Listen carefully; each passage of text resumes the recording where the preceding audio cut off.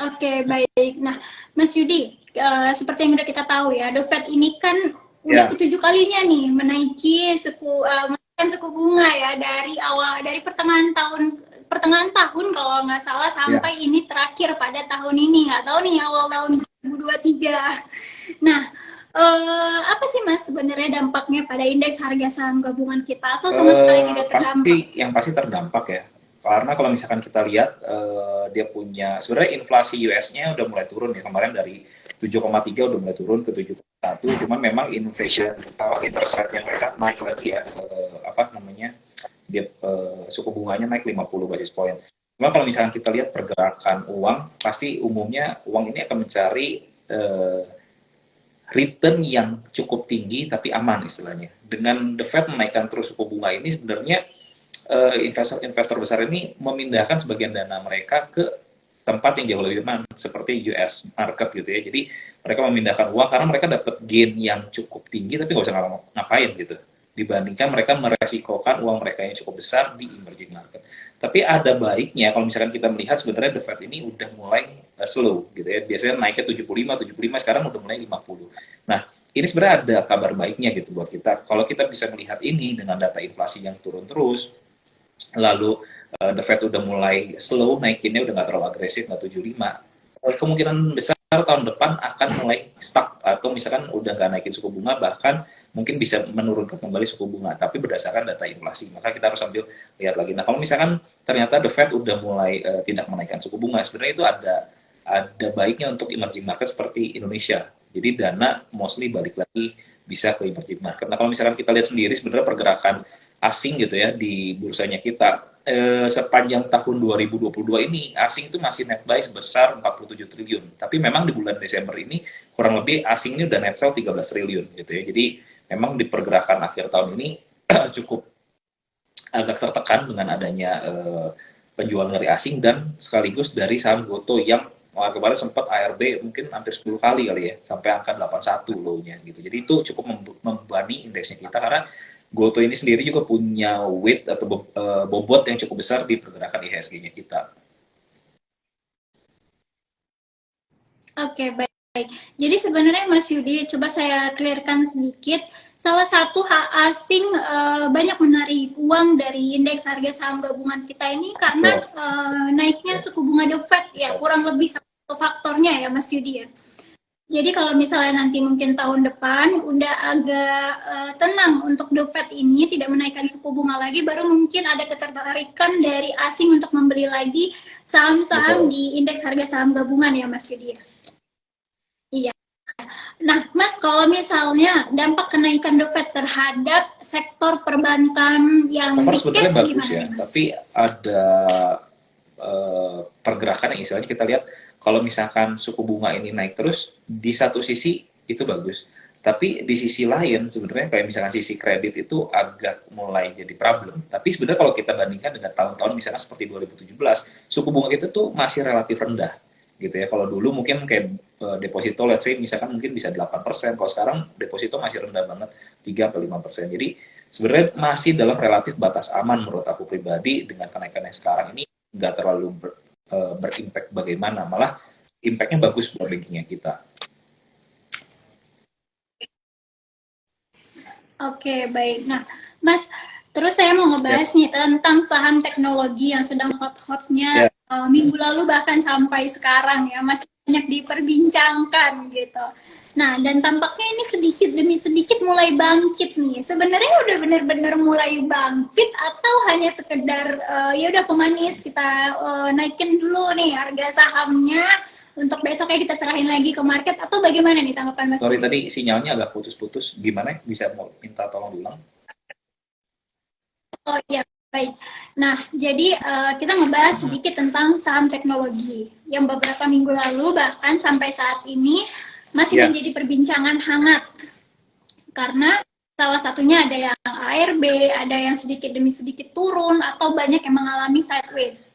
Nah, cuman pada hari Jumat kemarin ada salah satu yang menjadi perhatian bahwa ada beberapa saham sektor teknologi naik nih di pasar saham. Itu menurut Mas Yudi apakah hanya sekedar penenang investor sesaat dengan mengendalikan market, atau memang ada kebangkitan Sebenarnya nih sektor dalam sektor teknologi ini year teknologi? to date kalau misalkan kita lihat ya, udah turun 44%. Jadi dari awal Januari sampai Desember ini sektor teknologi udah turun 44%. Nah, memang kalau kita lihat secara tren besar ya semua saham teknologi mostly strong downtrend banget.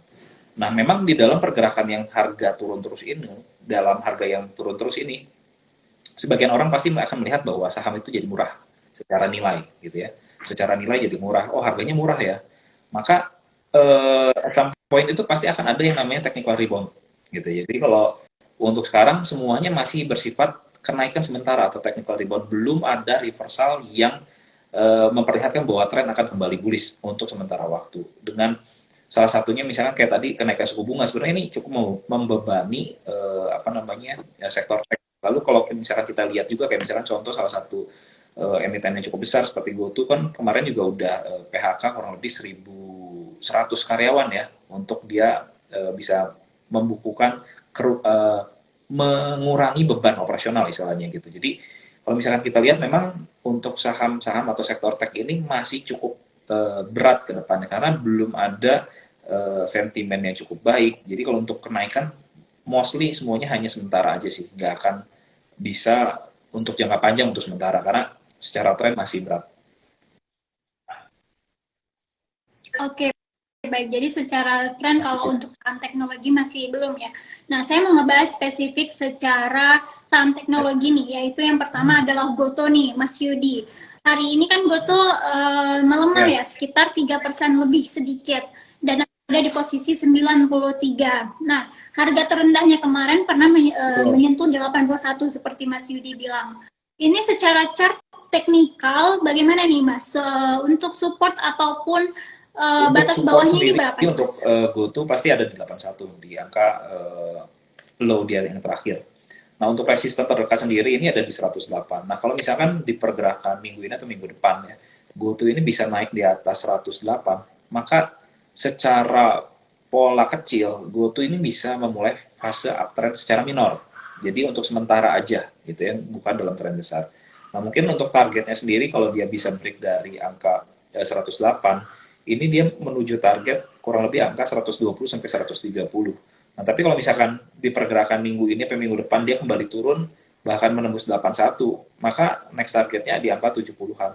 Tapi kalau misalkan kita lihat mungkin pergerakan GoTo ini akan mostly sideways lah di angka 90-an sampai 100-an untuk pergerakan minggu ini. Oke, baik. Jadi untuk saat ini sementara untuk saham Goto ini kemungkinan besar sideways ya, Mas ya. Nah, kalau misalnya nih dari sudut pandang Mas Yudi, saya pengen tahu saham Goto ini ada kemungkinan menembus ke Kalau bawah 81 misalkan atau tidak kita nih, Mas? lihat dari flow ya, money flow sebenarnya 80 ini menjadi support kuat ya. Kalau kita lihat dari pasar nego, memang kalau yang mesop ini keluar di angka 2, tapi mostly banyaknya demand pembelian ini di angka 80. Jadi 80 ini sebenarnya bisa menjadi angka support yang sangat kuat. Itu kita bisa lihat dari pasar nego. Makanya waktu harga di pasar reguler ini turun sampai 81, di hari perdagangan itu nggak berapa lama marketnya langsung buka. Karena 80 ini menjadi angka yang cukup kuat untuk menjadi support. Oke, baik. Jadi sebenarnya Betul. 80 ini kuat menjadi support sudah dibuktikan dengan kemarin harganya naik Betul. belasan persen ya, Mas ya.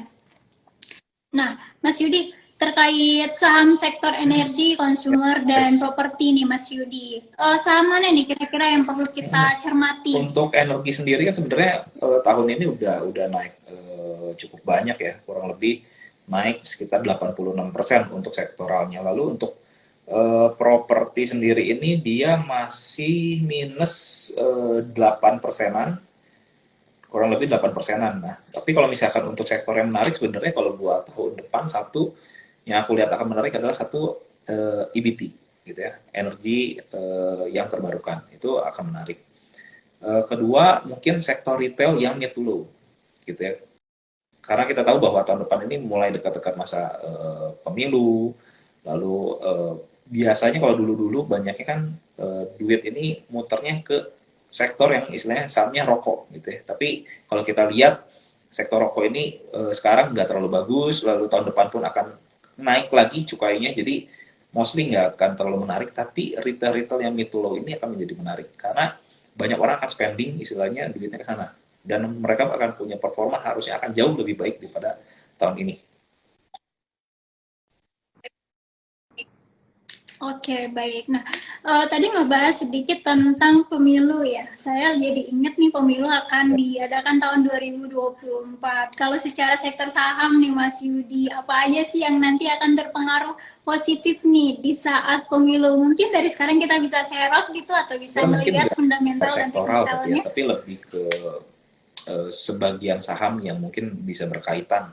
Biasanya seperti itu, yang punya kekerabatan biasanya ada kenaikan harga, sepertinya biasanya seperti itu gitu. Jadi kalau misalkan kita ngomongin sektoral, kalau dulu memang waktu Pak Jokowi pertama kali presiden itu kan semua infrastruktur jalan semua. Tapi kalau kita lihatin infrastruktur sekarang semuanya masih sangat berat, meskipun memang ada rumor tentang istilahnya IKN dan lain sebagainya, tapi kalau kita melihat secara data memang investor ininya pun belum ready gitu ya, dengan dana kurang lebih seingat aku 400 sekian triliun untuk membangun IKN, investornya belum siap. Jadi kalau misalkan kita lihat memang secara sektoral infrastruktur ini masih harga di bawah, yes betul, tapi belum menarik karena harganya belum terlihat ada akumulasi yang masif gitu ya, jadi belum menarik. Jadi kalau misalkan kita berbicara tentang tahun depan, mungkin lebih picky aja sahamnya ke saham-saham tertentu, nggak usah terlalu sektoral, karena memang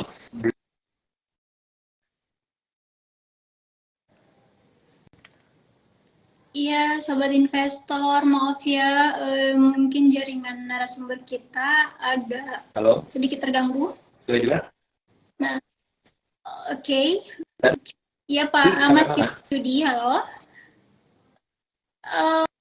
Maaf, tadi ngebahas sektoral Yes, jadi kalau tentang misalkan kita lihat infrastruktur nih Mas infrastruktur Yudi. memang harga juga masih di bawah, secara harga mungkin murah, tapi belum ada istilahnya sentimen yang cukup kuat untuk menggerakkan harga kembali naik, dan secara pola akumulasi pun belum masif gitu. Jadi boleh diperhatikan, tapi untuk sementara sektoralnya belum bergerak. Mungkin kalau misalkan buat yang cukup mengerti teknikal, mereka akan beli ketika harganya mulai mulai terbentuk uptrend, sehingga secara waktu lebih efisien.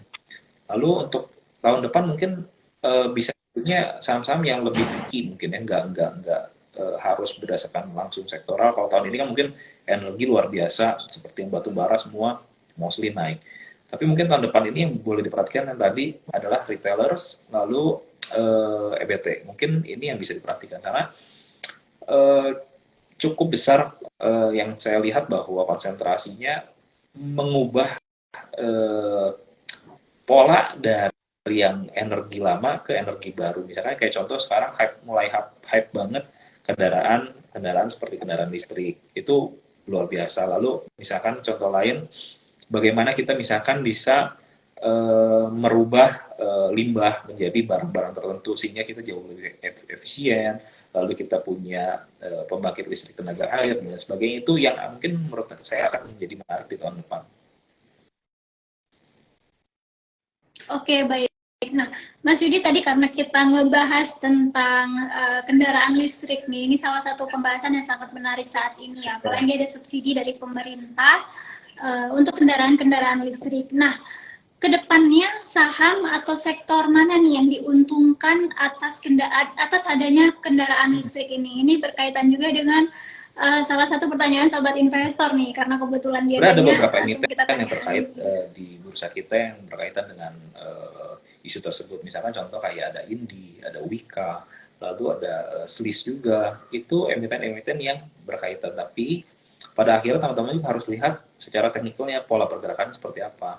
Karena nggak semuanya bergerak bagus juga. Ada juga yang masih turun terus juga gitu. Jadi memang sentimen ini cukup baik, tapi pada akhirnya kita harus memilih secara bijak mana yang bisa kita beli dan simpan gitu ya, untuk mungkin 1 tahun ke depan lah, kurang lebih seperti itu. Oke, baik. Jadi sebenarnya mengenai kendaraan listrik ini bukan jadi suatu saham yang Memang rumor pasti uptrend ya membantu Mas gitu Yudi ya, ya? atau isu, lalu kita melihat bahwa pemerintah ini concernnya kemana, biasanya ini akan menjadi salah satu booster untuk pergerakan market. Tapi pada akhirnya kita harus cukup bijak, karena memang kalau kita lihat di pergerakan market ini, sekarang nafasnya ini nggak bisa panjang.